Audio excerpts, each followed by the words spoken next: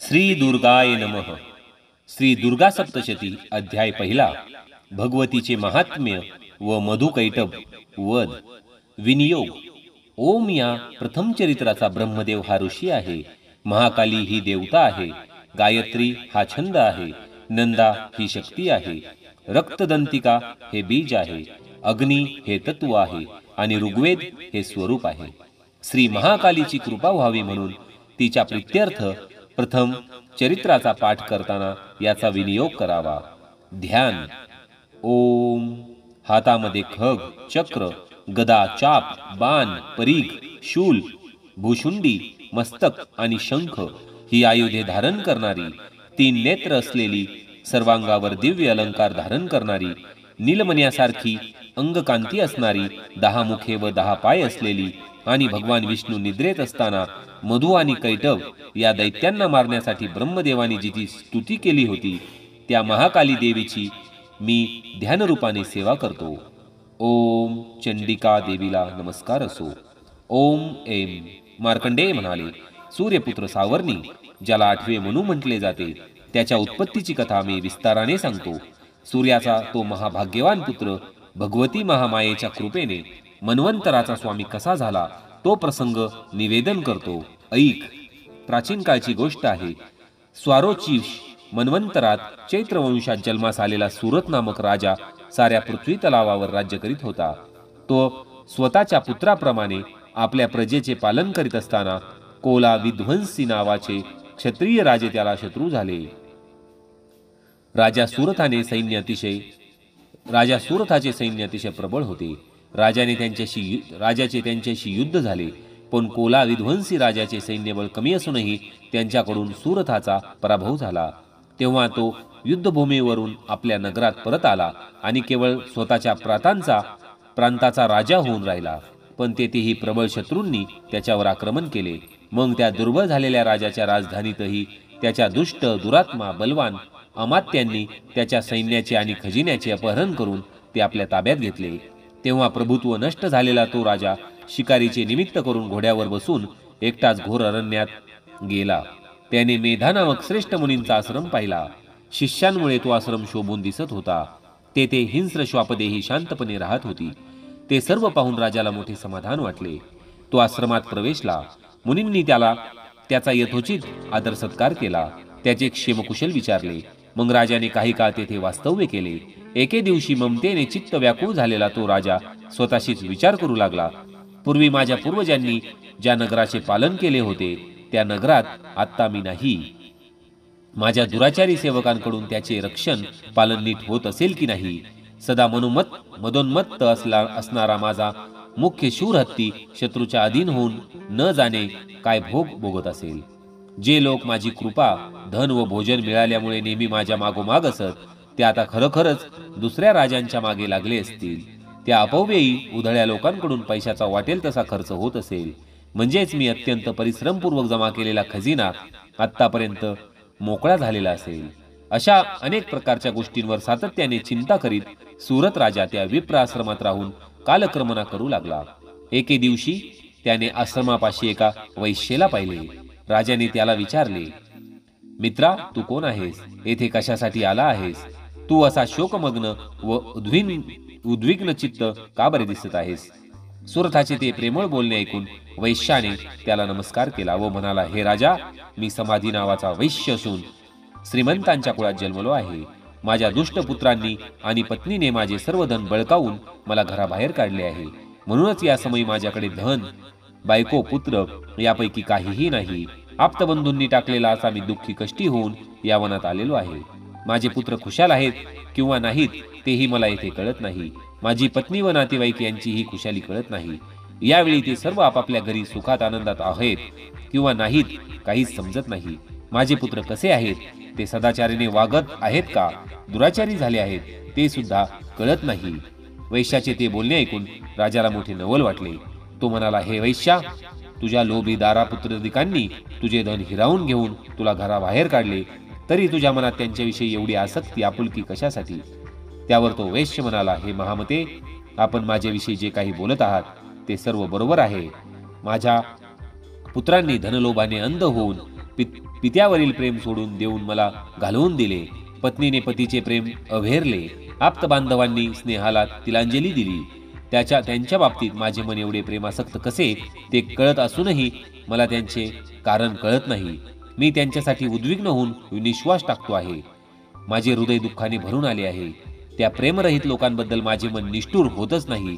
त्याला मी काय करू? मार्कंडेय म्हणाले, हे ब्राह्मणा. त्यानंतर नृपश्रेष्ठ सुरत व समाधी वैश्य मेधामुनींपाशी गेले. त्यांना वंदन करून त्यांच्या सन्मुख बसले आणि त्यांच्याशी वार्तालाप करू लागले. राजा म्हणाला, भगवन, मी आपणास काही विचारू इच्छितो. कृपा करून त्याचे उत्तर द्यावे. माझे चित्त माझ्या स्वाधीन नाही याचे मला अतिशय दुःख वाटत आहे. कारण जे राज्य माझ्या हातून गेलेले आहे त्या राज्याशी निगडीत असलेल्या सर्व गोष्टींविषयी माझ्या मनात आजही ममत्व कायम आहे. हे मुनिश्रेष्ठा, हे जाणत असूनही मी एखाद्या अज्ञानी माणसाप्रमाणे दुःख करीत आहे. हे काय आहे? आता हा वैश्य पहा. याला स्त्री पुत्राधिकांनी व नोकरांनी टाकला आहे. आप्तस्वकीयांनीही याचा त्याग केला आहे. तरीही याच्या मनात त्यांच्याविषयी प्रेम ममत्व आहे. अशा प्रकारे हा व मी दोघेही अत्यंत दुःखी आहोत.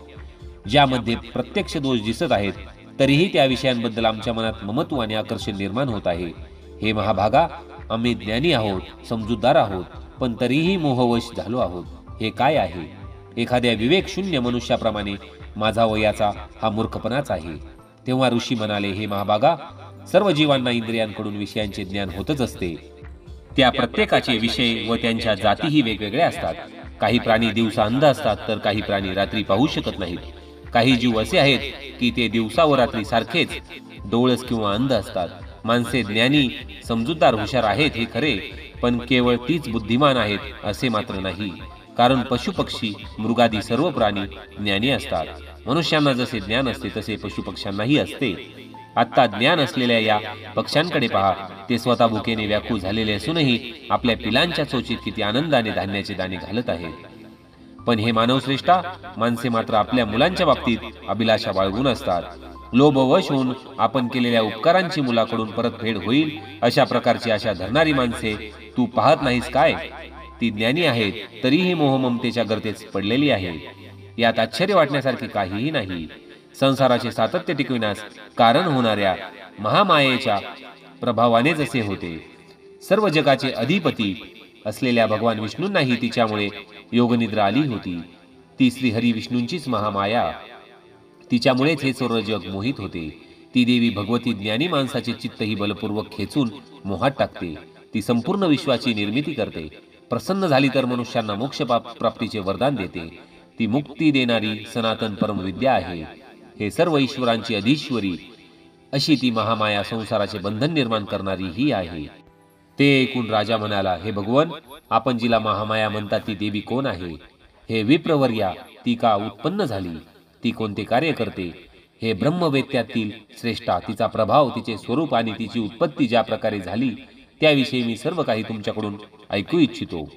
तरी त्याबद्दल सांगण्याची कृपा करावी. ऋषी म्हणाले, हे राजा, वास्तविक ती देवी नित्य स्वरूपाच आहे.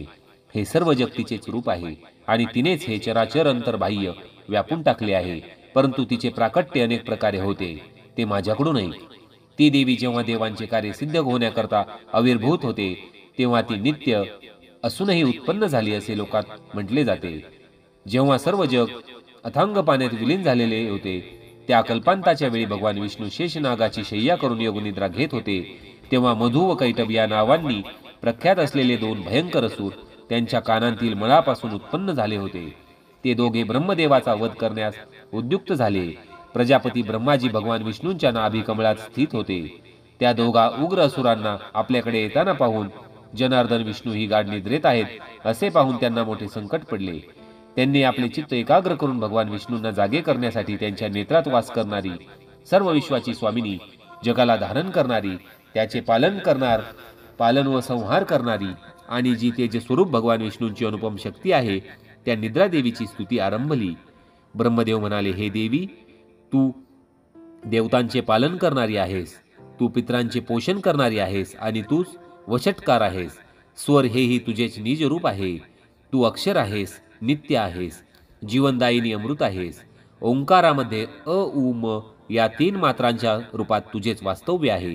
तसेच जिचा विशेषत्वाने उच्चार केला जात नाही ती अर्धमात्रा ही तूच आहेस. हे देवी, तू संध्या आहेस, सावित्री आहेस आणि परमश्रेष्ठ जननी आहेस. तू या विश्वाला धारण करतेस, याची उत्पत्ती करतेस.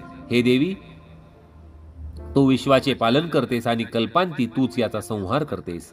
हे जगन्मय देवी, विश्वाच्या उत्पत्ती काळी तू सृष्टीरूपी असतेस, विश्वाचे पालन करताना स्थितीरूपी असतेस आणि कल्पांती विश्वाचा संहार करताना संहार रूप धारण करणारी तू असतेस. तू श्रेष्ठ विद्या आहेस, महान माया आहेस, महान बुद्धी, स्मरणशक्ती आणि महान स्मृती आहेस. हे भगवती, तू महान मोहरूप अशी महादेवी आहेस, महान देवता आहेस. तू सत्वादी तिन्ही गुणांना उत्पन्न करणारी सर्व जगाची प्रकृती आहेस.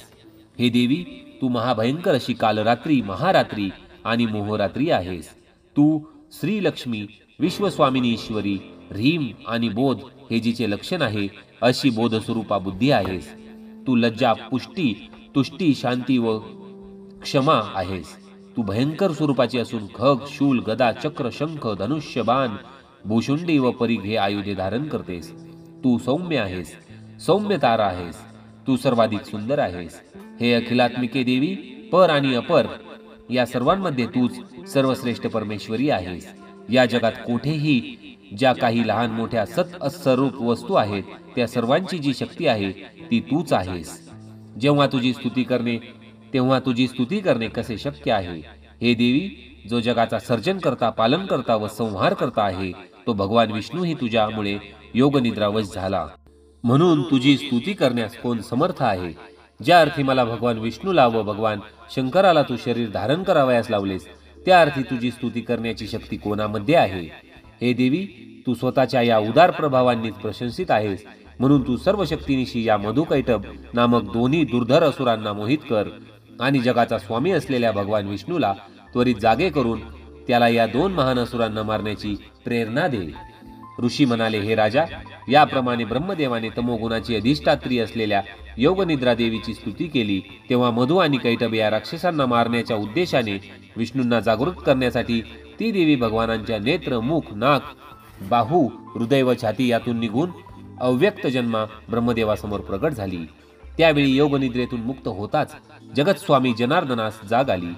ते एकार्णवातील शेषशय्येवरून उठले. त्यांनी दृष्ट, अत्यंत बलशाली व पराक्रमी अशा मधुकैटभ दैत्यांना पाहिले. त्यावेळी क्रोधाने डोळे लाल झालेले ते दोघं दैत्य ब्रह्मदेवाला खाण्यासाठी उद्युक्त झाले होते. भगवान श्रीहरींनी त्यांच्याशी युद्ध केले. बलाने अत्यंत उन्मत्त झालेल्या आणि त्यातच महामायेने मोहित केलेल्या या दैत्यांनी विष्णूशी 5000 वर्ष बाहुयुद्ध केले. शेवटी ते दोघे केशवाला म्हणाले, आम्ही तुझ्या पराक्रमाने संतुष्ट झालो आहोत, तू आमच्याकडून वर मागून घे. तेव्हा भगवान म्हणाले, जर तुम्ही माझ्यावर संतुष्ट असाल तर तुमच्या दोघांचाही वध माझ्याकडून व्हावा, हाच वर मी मागतो.